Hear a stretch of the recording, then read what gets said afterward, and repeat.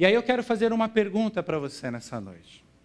Você já entrou em uma crise de fé em algum momento da sua vida? Você está passando atualmente por uma crise de fé? Aquele momento em que você olha somente para o racional, você descarta totalmente o sobrenatural. Aqueles homens estavam vivendo assim. Muitas vezes nós vivemos assim. Diante das pequenas dificuldades, diante das coisas que nós temos no nosso dia a dia, ou diante das grandes coisas, dos grandes problemas que surgem em nossas vidas.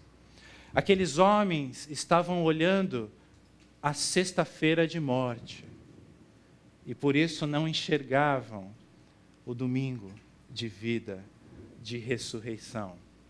E é interessante quando nós paramos para pensar sobre quem são estes homens.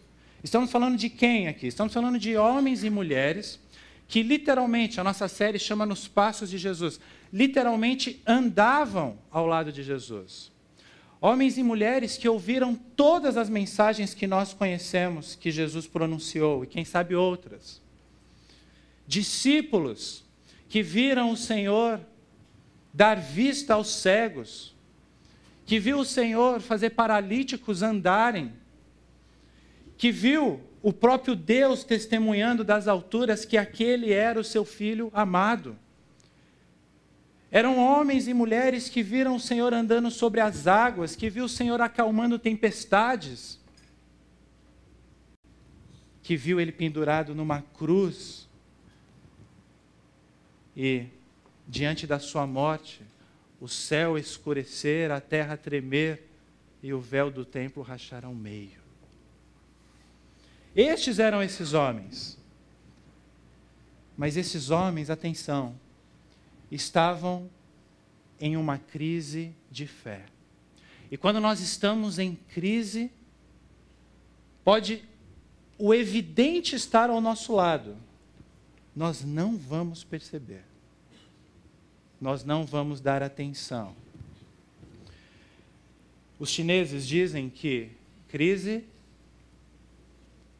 é o momento em que nós temos oportunidades. Quando nós pensamos em crise de fé, nós vemos nesse texto aqui, que também essas crises de fé se tornam uma oportunidade de amadurecimento para a nossa fé. Porque a nossa tendência, nós temos que admitir isso, é vacilar em nossa fé. Mas a questão é por quê? Por que que nós agimos assim? Por que que nós temos essa tendência natural em vacilar na fé? Eu tenho uma resposta para apresentar para você nesta noite. Porque nós temos medo. Medo. Quero gastar alguns minutos falando sobre medo com você.